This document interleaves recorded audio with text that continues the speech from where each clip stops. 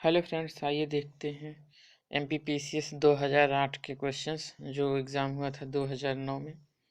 2010 से पहले जो है 150 क्वेश्चन आते थे, एक ही पेपर होता था। तो आइए देखते हैं। पहला है ओजोन छिद्र का निर्माण सर्वाधिक है। तो ये है अंटार्कटिका के ऊपर। और ओजोन छिद्र का जो निर्माण होता है, ओजोन लेयर जो डिप्लीशन हो रहा है, जो कट रही है, वो होता है CFCl3 जो होती है क्लोरोफ्लोरोकार्बन, जो उससे AC रेफ्रिजरेटर से निकलती है, उसकी वजह से हो रहा है।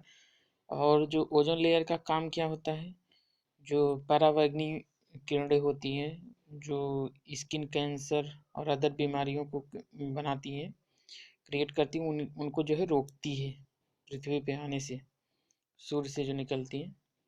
तो ओजोन छिद्र का निर्माण सर्वाधिक होता है अंटार्कटिका के ऊपर। अगला है स्टील मुख्यतः एक मिश्रण होता है, ये बहुत पूछा जाता है, लोहा और कार्बन का। स्टील में क्या क्या होता है, लोहा और कार्बन से मिलके जो है स्टील बना होता है। अगला है प्रक्षेपण किया गया था। प्रक्षेपण जो किया गया था पहली बार 19 अप्रैल 1975 को। 19 अप्रैल 1975 को प्रक्षेपण किया। अगला है भारत में प्रोजेक्ट टाइगर कब प्रारंभ किया गया था। ये इंपॉर्टेंट क्वेश्चन है, पीछे भी देखे होंगे आप, रिपीट हो रहा है ये क्वेश्चन लगातार। 1973 में प्रोजेक्ट टाइगर भारत में कब प्रारंभ हुआ, 1973 में। अगला है भोपाल गैस त्रासदी के दौरान जो गैस निकली थी कौन सी थी, मिथिल आइसोसाइनाइड, इसको बोलते हैं मिथिल आइसोसाइनेट भी लिखा है, तो मिथिल आइसोसाइनेट। और ये हुआ था 1984 में। अगला है प्रकाश इकाई दूरी है, प्रकाश वर्ष इकाई है, तो दूरी की है। प्रकाश वर्ष किसकी इकाई है, दूरी की है। अगला है पानी की एक गिलास में एक बर्फ का टुकड़ा तैर रहा है। जब बर्फ पिघलती है तो पानी के स्तर पर क्या प्रभाव पड़ेगा, तो उतना ही रहेगा, क्योंकि बर्फ पहले ही उतना स्पेस कवर कर चुकी होती है, तो उसके पिघलने से उस पर कोई फर्क नहीं पड़ेगा, ज्यों के त्यों रहेगा। अगला है, ये क्वेश्चन था, सही जोड़े बनाइए, नीचे दिए गए कोट में सही उत्तर चुनिए। तो इसमें सही मिला हुआ पहले से है, रक्त रक्तल्पता एनीमिया जिसे बोलते हैं, ये लौह तत्व की शरीर में कमी होने के कारण होता है। तो लौह तत्व की कमी होने, गलघोंटू जो होता है ये आयोडीन की कमी के कारण होता है। अगला है रतौंधी किसके कारण होता है, रतौंधी जो है विटामिन ए की कमी के कारण होता है। बेरी बेरी किसकी वजह से होता है, ये होता है विटामिन बी की कमी के कारण। तो इसमें जो होता है रक्तल्पता, रक्त की अल्पता जो हो जाती है, वो एनीमिया जिसे बोलते हैं, तो ये लोहे की कमी के कारण होता है। और गलघोटू किसकी कमी के कारण होता है, आयोडीन की कमी के कारण होता है। रतौंधी जो होता है विटामिन ए की कमी के कारण होता है। बेरी बेरी, बेरी बेरी जो है विटामिन बी की कमी के कारण होता है। अगला देखते हैं, निकट दृष्टि दोष को दूर करने के लिए कौन सा लेंस उपयोग में लाया जाता है, तो इसे कॉनकेव लेंस, ये नतोदर बोलते हैं या अवतल बोलते हैं, सब एक ही है। अवतल लेंस, निकट दृष्टि दूर करने के लिए जो अवतल लेंस, बहुत इंपॉर्टेंट क्वेश्चन है, बहुत बार पूछा गया। अगला है भारत का प्रथम परमाणु ऊर्जा केंद्र कहाँ है, तो तारापुर परमाणु ऊर्जा केंद्र। अब तारापुर कहाँ है, तो ये महाराष्ट्र में है। अगला है गर्म मौसम में पंखा चलाने से आराम महसूस होता है, क्योंकि क्योंकि हमारा पसीना जो है तेजी से वाष्पीकृत हो जाता है। अगला है देशों में से कौन सा परमाणु आपूर्ति समूह का सदस्य नहीं है, तो इसमें ईरान जो है ऑप्शन सही था। अगला है रात में बिहार की कौन सी नदी ने अपना मार्ग परिवर्तित किया और आपदा की स्थिति उत्पन्न कर दी, तो कोसी नदी है। कोसी जो है गंगा की सहायक नदी है, और इसे जो है बिहार का शोक बोला जाता है, क्योंकि ये अपना रास्ता जो है हमेशा परिवर्तित करती रहती है, और उसे लोगों का जो आम जीवन है इससे अस्त व्यस्त होता रहता है। अगला है संयुक्त राष्ट्र वर्ष 2008 को अंतरराष्ट्रीय वर्ष घोषित किया था, तो स्वच्छता के लिए। करंट में कुछ और घोषित किया है, उसको देख लीजिएगा, लेकिन 2008 को घोषित किया था स्वच्छता। अगला है अगस्त 2008 में स्वामी लक्ष्मणानंद सरस्वती की हत्या के पश्चात उड़ीसा में ईसाइयों के विरुद्ध हिंसा भड़क उठी थी, वह कौन सा जिला सर्वाधिक प्रभावित था? ये इसमें पूछ रहा है अगस्त 2008 में स्वामी लक्ष्मणानंद सरस्वती की हत्या के बाद कौन सा उड़ीसा का जिला जो है सबसे प्रभावित था? तो कंधमाल। अगला है 54वें राष्ट्रीय फिल्म पुरस्कारों में कौन सी सर्वश्रेष्ठ फीचर फिल्म पुरस्कार मिला है, मतलब किस फिल्म को जो है सर्वश्रेष्ठ फीचर फिल्म पुरस्कार मिला? तो ये थी मलयालम की थी पुली जन्मम। अगला है भारत के संविधान के अनुच्छेद 82 के अनुसार लोकसभा की सीटों का राज्यों के मध्य आवंटन किस वर्ष की जनगणना के आधार पर है? तो 1971। यह है भारत के संविधान के अनुच्छेद 82 के अनुसार लोकसभा की सीटों का राज्यों के मध्य आवंटन किस वर्ष की जनगणना के आधार पर है? तो 1971। इसको याद रखिए, इंपॉर्टेंट है ये। अगला देखते हैं।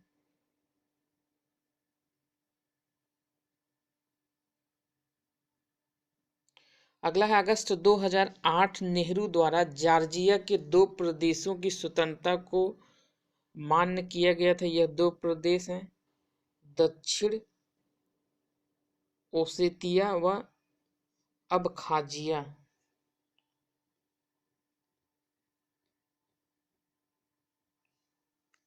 अगला देखते हैं आपूर्ति समूह द्वारा भारत पर प्रतिबंध हटाए जाने के पश्चात किस देश ने सर्वप्रथम भारत के साथ, जो इसमें करंट के क्वेश्चन है, करंट वाले क्वेश्चन इंपॉर्टेंट नहीं है, लेकिन जो करंट है करंट पर ध्यान लीजिए। जैसे ये था अगस्त 2008, ये करंट का ही क्वेश्चन था। तो अगला देखते हैं आपूर्ति समूह द्वारा भारत पर प्रतिबंध हटाए जाने के पश्चात किस देश ने सर्वप्रथम भारत के साथ समझौते पर हस्ताक्षर किए? तो ये था भारत को नागरिक परमाणु तकनीकी की आपूर्ति की जा सकेगी, तो फ्रांस। आपूर्ति समूह द्वारा भारत पर प्रतिबंध हटाए जाने के पश्चात जो है परमाणु तकनीकी की आपूर्ति की समझौता जो हुआ है भारत और फ्रांस के बीच, ये 2008 का है, करंट का क्वेश्चन है, ये इंपॉर्टेंट नहीं है। अभी जो आएगा 2016 का करंट आएगा इस एग्जाम में। अगला है अनुसूचित जनजातियों और अन्य परंपरागत वन निवासी अधिनियम 2006 के अंतर्गत किस तारीख के पूर्व के अधिकारों को मान्यता दी गई है? तो 13 दिसंबर 2005। अगला है निम्नलिखित में से किसने संयुक्त रूप से भौतिकी शास्त्र के लिए 2008 में नोबेल पुरस्कार नहीं पाया? तो जितने ऑप्शन थे उसमें से तोहिदे यासाकावा। अगला है भारत के चंद्र मिशन के अंतरिक्ष यान का नाम क्या है? चंद्रायन प्रथम। अगला है निम्नलिखित में से जो पूर्व में भारत शासन में आर्थिक कार्य का सचिव सितंबर 2008 में रिजर्व बैंक ऑफ इंडिया का गवर्नर बना दिया गया? तो ये डी सुब्बाराव थे। ये पहले आर्थिक कार्य के सचिव थे, आर्थिक सचिव, बाद में इनको जो है गवर्नर बना दिया गया। 2008 में थे आरबीआई गवर्नर। अगला है रतन टाटा ने नैनो प्रोजेक्ट को सिंगूर से हटाकर कहाँ ले जाने का निर्णय लिया है? ये साड़न में ये ले गए थे उस समय। अगला है निम्नलिखित में से कौन से कथन सही है? तो इसमें जो सही कथन है वही इसमें दिए हैं। इसमें से ये बताना मोहनजोदड़ो हड़प्पा रोपड़ कालीबंगा सिंधु सभ्यता के प्रमुख स्थल है। हड़प्पा के लोगों ने सड़कों एवं नालियों के जाल के साथ अनियोजित शहरों का विकास किया। ये दोनों इंपॉर्टेंट अक्सर पूछे जाते हैं कि मोहनजोदड़ो, वहाँ की संस्कृति बहुत डेवलप्ड थी। तो मोहनजोदड़ो हड़प्पा रोपड़ कालीबंगन सिंधु घाटी सभ्यता के प्रमुख स्थल हैं। और दूसरा जो सही था, दूसरा ऑप्शन, हड़प्पा के लोगों ने सड़कों और नालियों के जाल के साथ मतलब सुनियोजित शहरों का विकास किया था। अगला है सेल्यूकस, जिसको अलेक्जेंडर द्वारा सिंध एवं अफगानिस्तान का प्रशासक नियुक्त किया गया था, जिसे एक भारतीय राजा ने हराया था। तो चंद्रगुप्त। तो सेल्यूकस को कौन हराया था?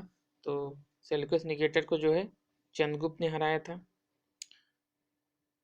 चंद्रगुप्त मौर्य।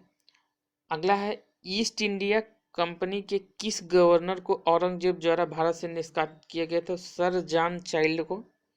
इंपॉर्टेंट क्वेश्चन अक्सर पूछा जाता है। ईस्ट इंडिया कंपनी के किस गवर्नर को औरंगजेब द्वारा भारत से निष्कासित किया गया था? तो सर जॉन चाइल्ड। चाइल्ड से याद रख सकते हैं कि औरंगजेब ने चाइल्ड को निकाल दिया था, तो सर जॉन चाइल्ड। अगला है इंग्लैंड की ईस्ट इंडिया कंपनी की भारत में प्रथम निर्णायक सफलता मानी जाती है? तो बक्सर का युद्ध। बक्सर का युद्ध जो है यही उनकी 1764 में जो हुआ था, इसमें इनकी सफलता मानी जाती है कि ईस्ट इंडिया कंपनी ने यहाँ से अपनी जो है धाक जमाई अंग्रेजों ने। अगला है अंग्रेजों के विरुद्ध भीलों द्वारा क्रांति प्रारंभ की गई थी मध्य प्रदेश और महाराष्ट्र में। अगला है आधुनिक इतिहासकार जिसने 1857 के विद्रोह को स्वतंत्रता की पहली लड़ाई कहा था? इंपॉर्टेंट क्वेश्चन है। बीडी सावरकर, विनायक दामोदर सावरकर। आगे देखते हैं।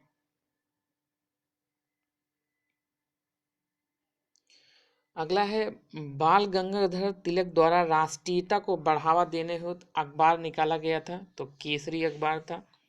राष्ट्रीयता को बढ़ावा देने के लिए बाल गंगाधर द्वारा कौन सा पेपर निकाला गया था? तो ये था केसरी। अगला है महात्मा गांधी ने 1922 में असहयोग आंदोलन क्यों वापस ले लिया था? क्योंकि ये था चौरी चौरा की हिंसा हुई थी, ये गोरखपुर में है। अगला निम्न को कलाक्रम में लगाइए, इसमें कौन से मतलब कौन पहले हुआ था फिर बाद में? तो इसमें जो सही ऑर्डर है, पहले स्वदेशी आंदोलन था, फिर जलियांवाला बाग नरसंहार था, फिर दांडी था, फिर भारत छोड़ो आंदोलन। पहले स्वदेशी आंदोलन था, फिर जलियांवाला बाग नरसंहार था, दांडी था, भारत छोड़ो आंदोलन। ये अक्सर इसे पूछा ही जाता है क्वेश्चन। अगला है सही जोड़े, तो इसमें सही जोड़े पहले से हैं। बिपिन चंद्र पाल न्यू इंडिया, अरविंद घोष जो है वंदे मातरम, और ब्रह्मो बंधो उपाध्याय संध्या, मोहम्मद अली जो है कामरेड। ये इन लोगों से रिलेटेड है। बिपिन चंद्र पाल न्यू इंडिया, अरविंद घोष वंदे मातरम, ब्रह्मो बंधो उपाध्याय जो थे संध्या, और मोहम्मद अली कामरेड। अगला है इसमें बताना है कौन सी नीति किससे संबंधित है, जो भी है। तो इसमें देखते हैं चूक का सिद्धांत जो हड़प नीति थी, ये डलहौजी से। बंगाल विभाजन जो है लॉर्ड कर्जन के समय में हुआ था। बंगाल में दोहरा शासन है लॉर्ड क्लाइव के समय में था। सामाजिक सुधार जो है विलियम बेंटिक। जो हड़प नीति है उसे डलहौजी से रिलेटेड है। और बंगाल का विभाजन जो है लॉर्ड कर्जन के समय में हुआ था। बंगाल में दोहरा शासन क्लाइव के समय में होता है। सामाजिक सुधार जो है विलियम बेंटिक। अगला देखते हैं सही कथनों को चुनिए, तो इसमें सही कथन दिए हैं। सुभाष चंद्र बोस ने फॉरवर्ड ब्लॉक का गठन किया था, ये सही है, सही कथन ही दिए हैं। अगला है Bhagat Singh Hindustan Republican Socialist Association के संस्थापकों में से एक थे। तो दोनों कथन इसमें से सही है। सुभाष चंद्र बोस ने फॉरवर्ड ब्लॉक की स्थापना की थी, और जो हिंदुस्तान रिपब्लिकन सोशलिस्ट एसोसिएशन के संस्थापकों में से एक भगत सिंह थे। अगला है जम्मू एवं कश्मीर भारत का अभिन्न अंग बना, तो 26 अक्टूबर 1947 को। जम्मू कश्मीर भारत का अभिन्न अंग बना 26 अक्टूबर 1947 को। अगला है भारत एवं पाकिस्तान के मध्य घोषित प्रथम युद्ध लड़ा गया था 1965 में। भारत एवं पाकिस्तान के मध्य पहला युद्ध 1965 में लड़ा गया था। अगला है कौन सा महत्वपूर्ण नक्शा भारत के दो लगभग बराबर भागों में विभाजित कर देता है? तो ये 23.5 डिग्री उत्तरी जो होती है कर्क रेखा, जो भारत के 8 राज्यों से गुजरती है। अगला देखते हैं भारत का सुदूर पश्चिम बिंदु कौन सा है? तो ये है 68.7 जो है पूर्व गुजरात में, ये इसको बोलते हैं गौर माता। और जो इसका पूर्व ये पूर्व गुजरात में है, 68.7 पे है। पश्चिमी बिंदु इसे गौर माता बोलते हैं, और जो इसका पूर्वी बिंदु है 97.25, 57.25 पे, वो जो है किबिथु है। किबिथु जो है अरुणाचल प्रदेश में है। और जो इंदिरा पॉइंट है वो जो है इसका दक्षिणतम बिंदु है, वो जो अंडमान निकोबार पे है। और जो उधर है उत्तरी सीमा है वो इंदिरा कॉल है। अगला है भारत प्राचीन सुपर महाद्वीप गोंडवाना का भाग था। इसमें वर्तमान समय का निम्न भूभाग शामिल था। तो इसमें यह है कि गोंडवाना लैंड में कौन कौन से शामिल थे। इसमें एक भारत था, दक्षिण अमेरिका था, अफ्रीका था, ऑस्ट्रेलिया था, ये सब सारे थे। गोंडवाना लैंड के पार्ट कौन कौन से? दक्षिण अमेरिका था, अफ्रीका था, ऑस्ट्रेलिया था और भारत। अभी पिछले पेपर में जो है पूछा गया था कि इसमें से कौन सा जो है नहीं है, तो उसमें उत्तरी अमेरिका दिया था, उत्तरी अमेरिका सही था उसमें। तो याद रखना है गोंडवाना लैंड के पार्ट 4 थे, ये जो मेन इसमें दिए गए हैं, दक्षिण अमेरिका, अफ्रीका, ऑस्ट्रेलिया, दक्षिण अमेरिका, अफ्रीका, ऑस्ट्रेलिया और भारत। अगला देखते हैं, अरावली एवं विंध्य श्रृंखलाओं के मध्य कौन सा पठार स्थित है? तो मालवा का पठार। अरावली एवं विंध्य श्रृंखलाओं के मध्य कौन सा पठार स्थित है? ये है मालवा का पठार, इंपॉर्टेंट है। अरावली और विंध्य के बीच मालवा का पठार। अगला है, किस प्रदेश की सीमाएं 3 देशों के साथ, नेपाल, भूटान और चीन? तो सिक्किम। सिक्किम के साथ 3 देशों के राज्य, 3 देशों की सीमाएं, तो नेपाल है, भूटान है और चीन है। अगला है, भारत में गेहूं का सर्वाधिक उत्पादन करने वाला राज्य? उत्तर प्रदेश। और उत्पादकता अगर पूछता है तो इसमें पंजाब है। उत्पादकता जो होती है वो होती है कि प्रति हेक्टेयर में कितना उत्पादन हुआ, तो पंजाब उसमें है। और उत्पादन मतलब टोटल कितना हो उत्पादन हुआ, तो उसमें ये। आगे देखते हैं,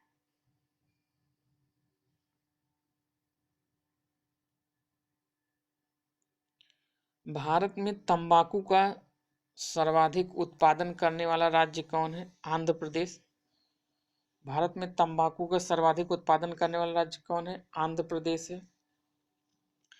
अगला है, एक सींग वाला गेंडा निम्नलिखित प्रदेशों में पाया जाता है? पश्चिम बंगाल और असम। असम का जो कांजीरंगा है पूछा जाता है किस लिए फेमस है, तो एक सींग वाला गेंडा जो है असम में पाया जाता है। अगला है, निम्नलिखित में से कौन सा विकल्प अन्य 3 से भिन्न है? तो इसमें बॉक्साइट था उसके क्वेश्चन के अनुसार। अगला देखते हैं, भारत में अधिकांश एवं न्यूनतम जनसंख्या घनत्व वाले प्रदेश? तो पश्चिम बंगाल और अरुणाचल प्रदेश। ये अब कुछ अपडेट हो गया है, अरुणाचल प्रदेश में अभी भी जो है मतलब 1 किलोमीटर में 17 लोग रहते हैं, वहाँ की जनसंख्या घनत्व है। अगला देखते हैं, कौन सा जो है किस स्टेट में है? जैसे हीराकुंड परियोजना जो है उड़ीसा में है, महानदी पे है। हल्दिया रिफाइनरी कहाँ है? पश्चिम बंगाल में है। तारापुर परमाणु केंद्र भी आया था कि कहाँ है पहला परमाणु केंद्र, तो तारापुर ही था, तो महाराष्ट्र में है। केंद्रमुख पहाड़ियाँ कहाँ है? कर्नाटक में है। केंद्रमुख अक्सर पूछा जाता है, लोग याद नहीं रख पाते हैं, केंद्रमुख जो है कर्नाटक से। अगला है, निम्नलिखित ग्रहों को आकार के अनुसार घटते क्रम में लगाइए। तो इनका ऑर्डर है, बृहस्पति, इसके बाद शनि है, फिर यूरेनस है, पृथ्वी है। सबसे बड़ा बृहस्पति है, फिर शनि है, फिर यूरेनस है, फिर पृथ्वी है। अगला है, निम्नलिखित को पश्चिम से पूर्व के क्रम में व्यवस्थित कीजिए। तो ये कुछ सिटीज हैं, तो इसमें है लिस्बन है, लंदन है, फ्रैंकफर्ट है, बेरूत है। अगला देखते हैं, इसमें सही जोड़े, तो सही जोड़े इसमें पहले से मिले हुए हैं। ये इसमें है केन्या की राजधानी नैरोबी, युगांडा का काम्पाला, उज्बेकिस्तान की ताशकंद और यूक्रेन की क्वीन कीव। तो इसमें केन्या की राजधानी नैरोबी है, युगांडा का काम्पला और उज्बेकिस्तान की ताशकंद है, यूक्रेन की है कीव। अगला है भारत के संविधान में निर्धारित किए गए सभा में सदस्यों की अधिकतम संख्या हो सकती है 552 हो सकती है, लेकिन मौजूदा जो है 545 है। 543 निर्वाचित होके आते हैं, 2 राष्ट्रपति मनोनीत करते हैं एंग्लो इंडियन समूह से। अगला है भारत के निर्वाचन आयोग द्वारा निम्नलिखित राजनीतिक दलों में से किस राष्ट्रीय दल को मान्यता नहीं दी गई? तो समाजवादी पार्टी अभी क्षेत्रीय है, ये इसको राष्ट्रीय दल का दर्जा नहीं, लेकिन अभी भी आया था कि अभी करंट का क्वेश्चन था कि कितने राष्ट्रीय दल हो गए हैं, तो 7 हो गए हैं, तृणमूल कांग्रेस उसमें शामिल हो गई है। अगला है राज्यसभा के सदस्य बनने हेतु अर्हता के संदर्भ में कौन कौन सा इसमें कथन सही है? तो इसमें था कि उसकी उम्र कम से कम 30 वर्ष होना चाहिए, और इसमें जो सही था राज्य के अंतर्गत लाभ का पद धारित नहीं होना चाहिए। राज्यसभा के सदस्य के संबंध में इसमें कौन कौन सा कथन सही हो था जो इसमें क्वेश्चन के अनुसार? तो उम्र कम से कम 30 वर्ष होनी चाहिए, जैसे लोकसभा के लिए 25 वर्ष होता है तो उसे राज्यसभा के लिए 30 वर्ष होनी चाहिए। और दूसरा इसमें जो था किसी राज्य के अंतर्गत जो है लाभ का पद धारित नहीं होना चाहिए, किसी के लाभ के पद पर नहीं होना चाहिए इसमें उसकी, जब आप चुनाव उसमें जा रहे हैं राज्यसभा के लिए चुने जा रहे हैं तो। अगला है भारत के संविधान के 44वें संशोधन द्वारा निम्नलिखित अधिकार को मौलिक अधिकार की श्रेणी से हटा दिया गया था। तो ये संपत्ति का अधिकार हटा दिया गया है। 44वें संविधान संशोधन से जो है मौलिक अधिकार की श्रेणी से संपत्ति का अधिकार हटा दिया गया है। मौलिक अधिकार जो है भाग 3 में 12 से 35 तक है, और जो हमारा डायरेक्टिव प्रिंसिपल्स है नीति निर्देशक तत्व जो है ये 36 से 51 तक है, तो इसे 36 से 51 में इसको डाल दिया गया है। अगला है निम्नलिखित में से कौन सा क्षेत्र भारत के सकल घरेलू उत्पाद को सर्वाधिक योगदान देता है? तो तृतीयक क्षेत्र, भारत के सकल घरेलू उत्पाद में सर्वाधिक योगदान तृतीयक क्षेत्र को। अगला है पंचवर्षीय योजनाएं अनुमोदित करने हेतु तो भारत में अंतिम प्राधिकारी, तो इसमें कोई ऑप्शन में सही नहीं था, तो इसमें से कोई नहीं। अगला है भारतीय अर्थव्यवस्था के उदीकरण का अग्रदूत किसको कहा जाता है? तो डॉक्टर मनमोहन सिंह, 1991 का जो ही था उसी में। अगला देखते हैं,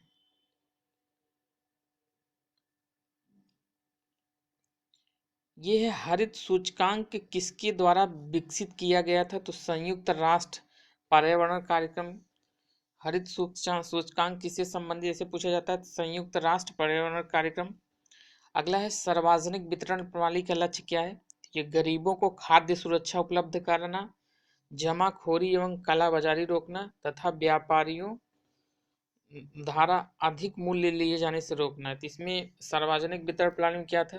गरीबों को खाद्य सुरक्षा उपलब्ध कराना, जमाखोरी और कालाबाजारी को रोकना, और व्यापारी जो अधिक मूल्य लेते थे उसको रोकना। अगला है निम्नलिखित में से किसके द्वारा भ्रष्टाचार से लड़ाई के लिए नागरिकों की मार्गदर्शिका निकाली गई?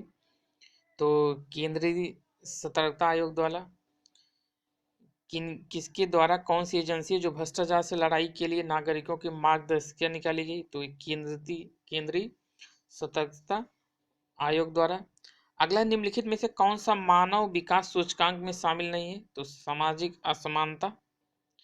अगला है भारत में शामिल है, इसमें जो सही था अतिरिक्त 1 करोड़ हेक्टेयर सुनिश्चित सिंचाई के अंतर्गत लाना, और शेष सभी गांवों को दूरभाग से जोड़ना।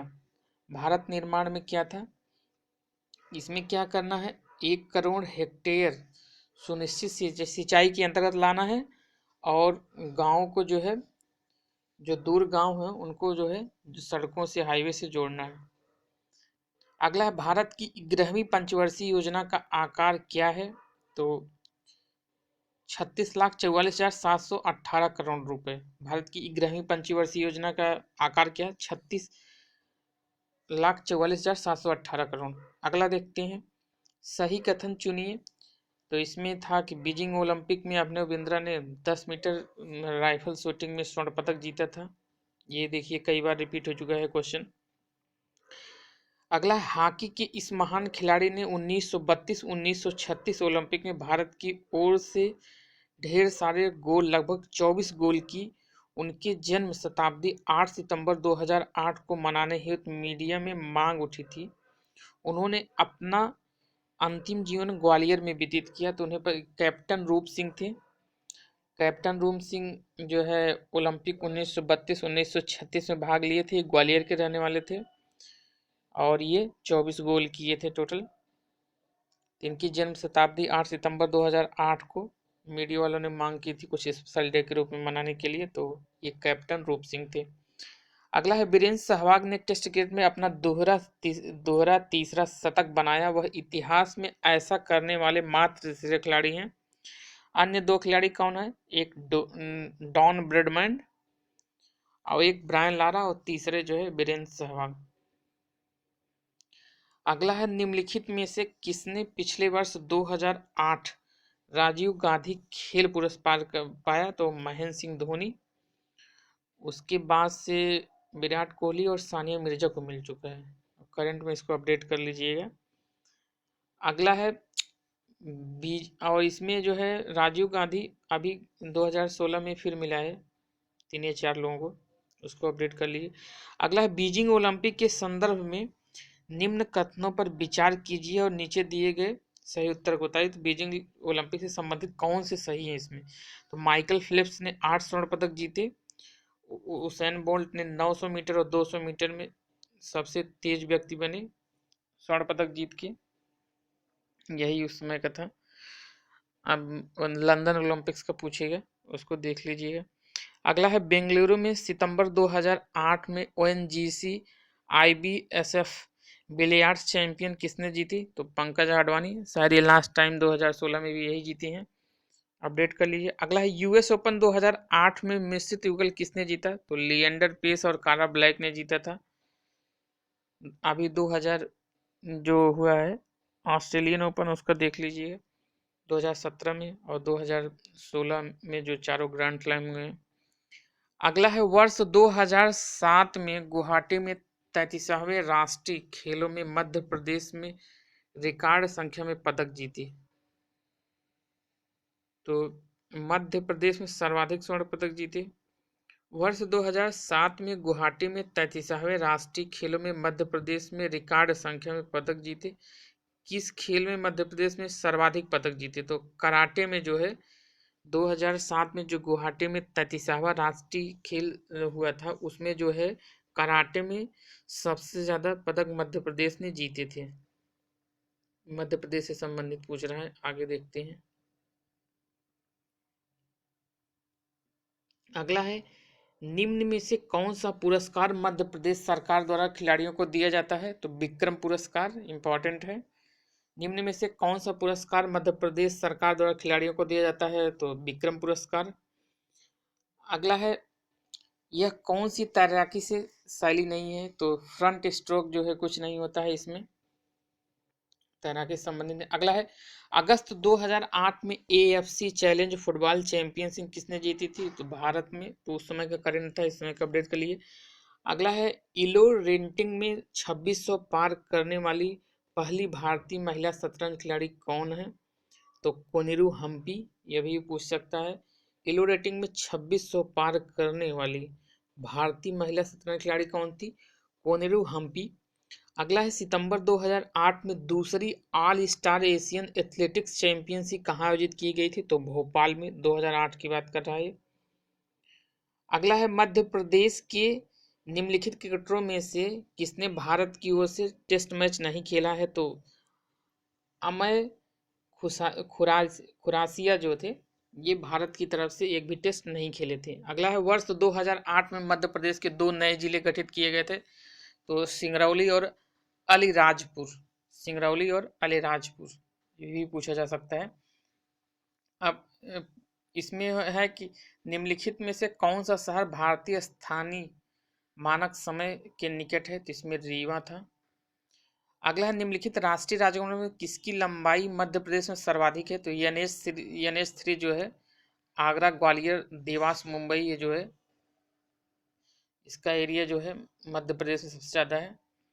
अगला है झाबुओं में सूर्योदय के समय पर विचार कीजिए और सही विकल्प चुनिए, तो इसमें झाबुओं में सूर्योदय से संबंधित जो सही था, तो इसमें सीधी में सूर्योदय आधे घंटे पहले होगा।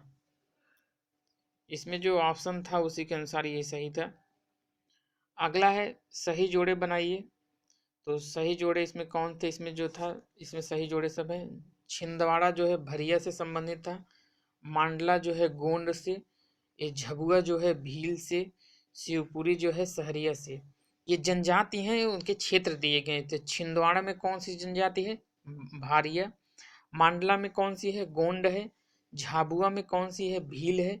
और शिवपुरी में कौन सी है, सहरिया। अगला है संस्कृत विश्वविद्यालय की स्थापना की गई थी, तो उज्जैन में। पूछा भी जाता है संस्कृत विद्यालय कहाँ पे है मध्य प्रदेश में, तो उज्जैन में। अगला है निम्नलिखित में से कौन सा शहर विश्व धरोहर स्थल नहीं है, तो मांडू का महल। मांडू का महल इसमें शामिल नहीं विश्व धरोहर स्थल में। अगला है सही जोड़े बनाइए, इसमें सही जोड़े बनाना है कि इसमें ये लोग जो प्राचीन लोग हैं, ये जो फेमस हस्ती हैं जिसके कहाँ समय, तो भोज कहाँ से थे, ये धार से थे। दुर्गावती कहाँ से संबंधित थी, गोंडवाना से। समुद्रगुप्त जो संबंधित थे विदिशा से। अशोक जो है उज्जैन से। ये इंपॉर्टेंट अक्सर पूछा जाता है। भोज जो है धार से, दुर्गावती संबंधित थी गोंडवाना से, समुद्रगुप्त संबंधित थे विदिशा से, अशोक संबंधित थे उज्जैन से। अगला देखते हैं निम्न में से कौन सी नदी यमुना में नहीं मिलती है, तो सोन जो है गंगा में मिलती है, यमुना में नहीं मिलती है। अगला है निम्न में से कौन सा बांध नर्मदा नदी पर नहीं है, तो बाण सागर बांध जो ऑप्शन के तहत था उसमें जो है ये नहीं था। तो बधाई है, तो ये बुंदेलखंड का लोक नृत्य है, अक्सर पूछा जाता है बधाई कहाँ का लोक नृत्य है, तो बुंदेलखंड क्षेत्र का है। अगला है मध्य प्रदेश के निम्नलिखित में से किस जिले में मृदा अपरदन समस्या है, तो मुरैना जिला में। अगला है इसमें सही जोड़ा बनाना है कि कहाँ कौन सा है, ये बहुत इंपॉर्टेंट है। Indian institute of information technology design and manufacturing कहाँ है, जबलपुर में। Indian institute of information technology and design and manufacturing Jabalpur में, अक्सर पूछा जाता है, इंपॉर्टेंट है। आगे देखते हैं। अगला है Indian institute of information technology and management कहाँ है, ग्वालियर में है। Indian institute of information technology and management Gwalior में है। अगला है Indian institute of management Indore institute. Indore institute इसका नाम ये भी है कि Indore Indian institute of science education and research, ये भोपाल में है। Indian institute of management Indore Indian institute of science education and research Bhopal में है। अगला है गिर के शेरों को रखे जाने हेतु किस राष्ट्रीय पार्क अभयारण्य का चयन किया गया है, तो पालपुर कूनो। तो पालपुर कूनो जो है गिर के शेरों को रखे जाने हेतु किस राष्ट्रीय पार्क अभयारण्य का चयन किया गया है, तो पालपुर कूनो उस समय किया गया था। अगला है सही जोड़े इसमें चुनना है कि कौन कहाँ से है, तो जरी के बटुए भोपाल से संबंधित है। भैरवगढ़ के प्रिंट उज्जैन से। बाघ के हस्तशिल्प धार से। चंदेरी की साड़ियाँ अशोकनगर से। इसमें कहाँ क्या प्रसिद्ध है, यही तो जरी के बटुए जो है भोपाल में, भोपाल के लिए प्रसिद्ध है। और भैरवगढ़ के प्रिंट उज्जैन। बाघ के हस्तशिल्प प्रसिद्ध है धार के। और चंदेरी की साड़ियाँ अशोकनगर के प्रसिद्ध है। अगला निम्नलिखित में से किसने सर्वाधिक समय तक मुख्यमंत्री के रूप में सेवा दी, तो दिग्विजय सिंह। तो इसमें शिवराज सिंह चौहान, इसको देख लीजिएगा इसमें से कौन कौन है, उनका तीसरा टर्म है इस बार। अगला है निम्नलिखित में से कौन सा दल ना तो मान्यता प्राप्त राष्ट्रीय दल, ना ही मध्य प्रदेश राज्य के लिए मान्यता प्राप्त, तो ये है गोंडवाना गणतंत्र पार्टी। उस समय का रिलेवेंट क्वेश्चन था, प्रासंगिक, इस समय नहीं। अगला है निम्न कथनों पर विचार कर सही उत्तर चुनना है, तो इसमें कौन कौन सा सही है, तो इसमें सही है जिला पंचायत अध्यक्ष अप्रत्यक्ष निर्वाचन से निर्वाचित होता है। ये बहुत इंपॉर्टेंट क्वेश्चन है। जिला अध्यक्ष कैसे निर्वाचित होता है? अप्रत्यक्ष निर्वाचन से निर्वाचित होता है। और पंचायती राज में 50% सीटें महिलाओं के लिए आरक्षित हैं। और अगला है सरपंच प्रत्यक्ष चुनाव से निर्वाचित होता है। अगला है मध्य प्रदेश का ऑटोमोबाइल उद्योग समूह कहाँ है? तो पीथमपुर में पूछा जाता है। मध्य प्रदेश का ऑटोमोबाइल उद्योग कहाँ है? तो ये पीथमपुर। अगला है प्रदेश में किस फसल का सबसे अधिक उत्पादन होता है? तो गेहूं का। प्रदेश में सबसे अधिक गेहूं का। अगला है निम्नलिखित जिलों में प्रति हेक्टेयर खाद के उपयोग के घटते क्रम में व्यवस्थित करना है। तो इसमें है प्रति हेक्टेयर खाद के उपयोग कहाँ कहाँ सबसे ज्यादा फिर कम। तो इंदौर है, होशंगाबाद है, मंडला है और डिंडोरी है। अगला देखते हैं, इसमें जो है मैच कराना है। तो जमुना पारी जो है ये इसमें ये है कि इसमें कौन किससे जो है प्रजाति मतलब इसमें है। तो इससे है तो जमुना पारी जो है ये बकरी की एक प्रजाति है। भदावरी जो है ये भैंस की है। और कड़कनाथ जो है मुर्गी की है। मालवी जो है गाय की है। तो जमुना पारी जो है बकरी की है। भदावरी जो है भैंस की है। कड़कनाथ जो है मुर्गी की है। मालवी जो है गाय की है। अगला देखते हैं, कोल बेड मीथेन पाई जाती है तो शहडोल में। कोल बेड मीथेन कहाँ पाई जाती है? शहडोल में। अगला देखते हैं, देश में मध्य प्रदेश निम्न खनिजों का सबसे बड़ा उत्पादक है तो तांबा हीरा। देश में मध्य प्रदेश किन खनिजों का सबसे बड़ा उत्पादक है? तांबा और हीरा। अगला है मध्य प्रदेश, ये अक्सर डेटा जो है चेंज होता रहता है तो इसको अपडेट कर लीजिएगा अगर चेंज होगा। अगला है मध्य प्रदेश की 11वीं पंचवर्षीय योजना में निम्न में से किस क्षेत्र को सर्वाधिक आवंटन दिया गया? तो सिंचाई। 11वीं पंचवर्षीय योजना में मध्य प्रदेश में सर्वाधिक आवंटित सिंचाई को। अगला है निम्न में से किस स्थान पर विद्युत उत्पादन हेतु 500 मेगावाट इकाई है? तो बिरसिंहपुर में। अगला है निम्नलिखित में से किस जिले में लिंगानुपात सबसे अधिक प्रतिकूल है? तो मुरैना में। आगे देखते हैं, निम्नलिखित में से किस जिले में साक्षरता दर सर्वाधिक है? तो नरसिंहपुर में। ये 2001 का आंकड़ा है। मध्य प्रदेश के कितने जिले नरेगा के अंतर्गत शामिल हैं? तो सभी जिले। अगला है निम्नलिखित में से कौन सा शहर JNURM में शामिल नहीं है? तो ये है ग्वालियर। अगला है नेशनल ई गवर्नेंस प्लान के अंतर्गत जो स्वान है इसका जो फुल फॉर्म है क्या है? तो स्टेट वाइड एरिया नेटवर्क। इसमें जो नेशनल ई गवर्नेंस प्लान है इसमें स्वान जो है क्या है? State wide area network. स्वान का फुल फॉर्म अक्सर पूछा जाता है, स्टेट वाइड एरिया नेटवर्क। अगला है नेशनल ई गवर्नेंस प्लान के अंतर्गत CMC, तो इसका फुल फॉर्म क्या है? Common service centre. National e governance से दो संबंधित टर्म आई, एक स्वान आया जिसका फुल फॉर्म है स्टेट वाइड एरिया नेटवर्क, और एक आई है CSC, तो कॉमन सर्विस सेंटर। अगला है गूगल कंपनी द्वारा वर्ष 2008 की तीसरी तिमाही में एक ब्राउजर प्रारंभ किया गया तो क्रोम। अक्सर पूछा जाता है क्रोम गूगल ने कब स्टार्ट किया था? 2008 में। अगला है इसका प्रथम कंप्यूटर साक्षर जिला जो है मल्लपुरम। ये पूछा था कि इसका जो है प्रथम कंप्यूटर साक्षर जिला तो मल्लपुरम। अगला है इसमें कि ये जो हेड थे उस समय जो है 2008 में कौन किससे थे? तो इसको अपडेट कर लीजिए कि नारायण मूर्ति जो है इंफोसिस, अजीज प्रेम जी विप्रो, रामलिंगम राजू सत्यम कंप्यूटर और रामादुरई जो है TCS। तो सत्यम कंप्यूटर शायद बंद भी हो गई है, तो इसका सारा अपडेट कर लीजिएगा इसमें क्या क्या है। अगला निम्नलिखित कथनों पर विचार कीजिए और उत्तर सही चुनकर proxy server TCP IP address के संबंध में। तो इसमें जो है क्या क्या सही है? तो कंप्यूटर की टर्मिनोलॉजी इसमें कौन सा ऑप्शन? तो इसमें था कि प्रॉक्सी सर्वर जो TCP IP होता है ये एड्रेस उपलब्ध कराता है। अगला है प्रॉक्सी सर्वर क्लाइंट से प्राप्त अनुरोधों को अन्य सर्वरों को अग्रेगेशित करता है, मतलब आगे की तरफ भेजता है। तो प्रॉक्सी सर्वर क्या करता है, proxy server TCP IP address उपलब्ध कराता है और प्रॉक्सी सर्वर जो है क्लाइंट से प्राप्त अनुरोधों को अन्य सर्वरों को अग्रेषित करता है। अगला है, एक कंपनी के कर्मचारी द्वारा एक ही स्थान में उपयोग किए जाने वाले अनन्य रूप में निजी नेटवर्क का वर्गीकरण होता है।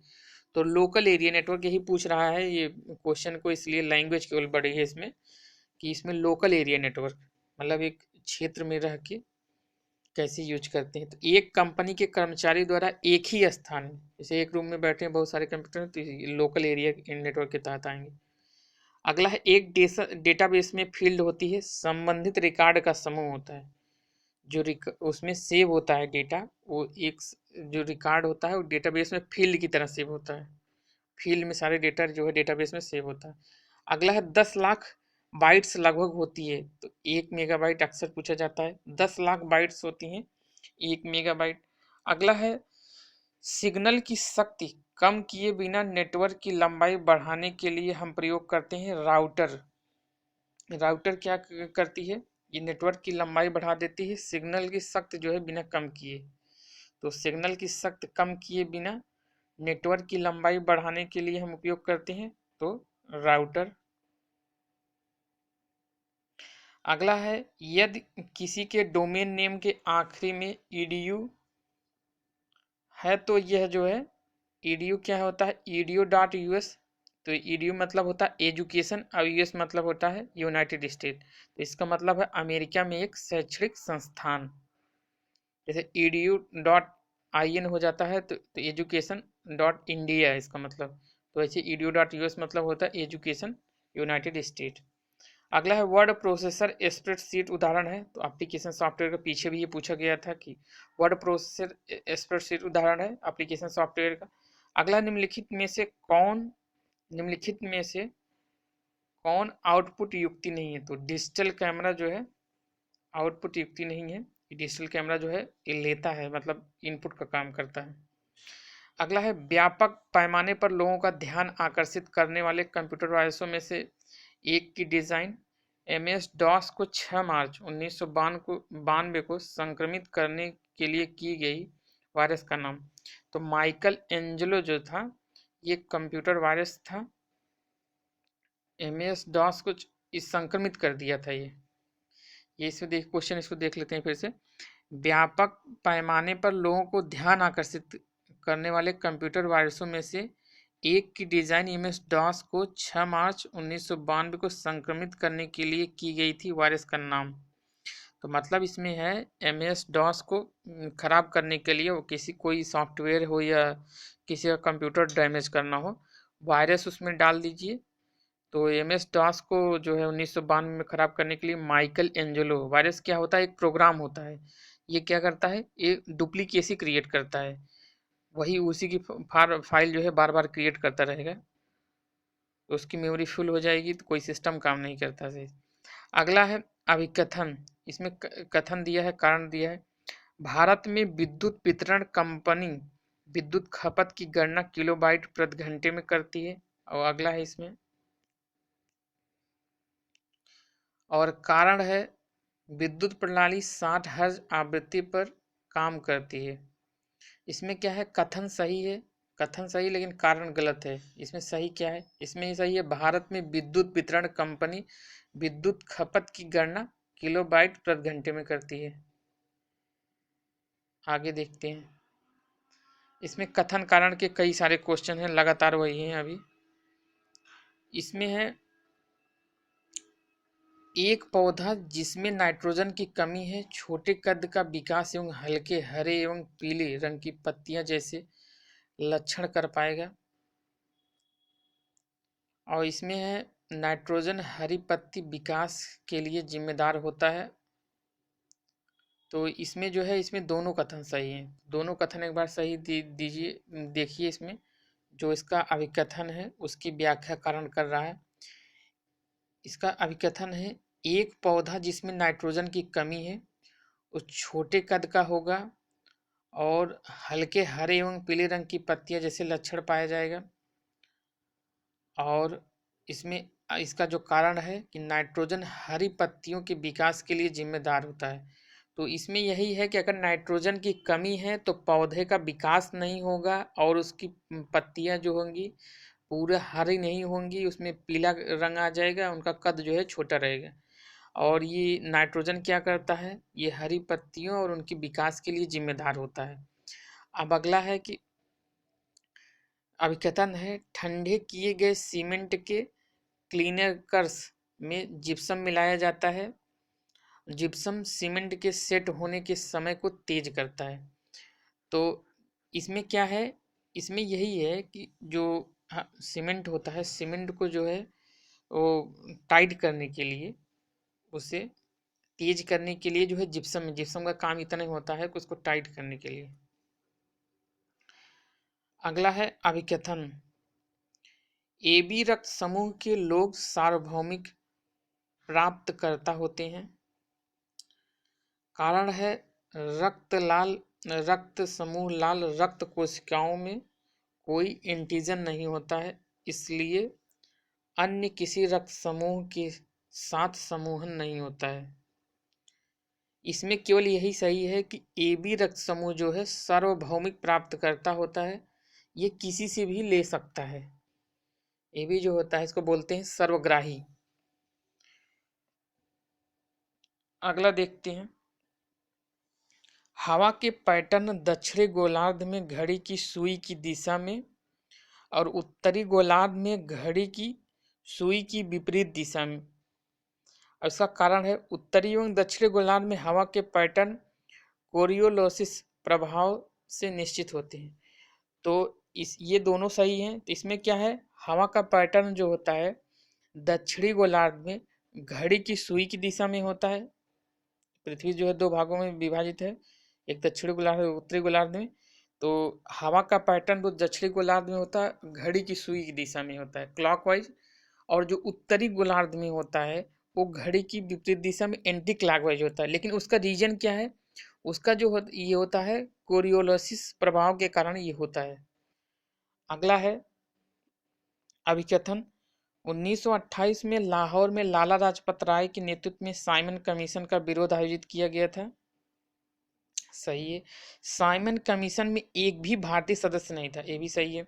तो 1928 में जो है जब वो आया था, साइमन कमीशन आया था, तो उसके विरोध में लाहौर में लाला लाजपत राय ने इस कमीशन का विरोध किया था, क्योंकि उसमें कोई भारतीय नहीं था, इसीलिए उसने विरोध दिखाए थे।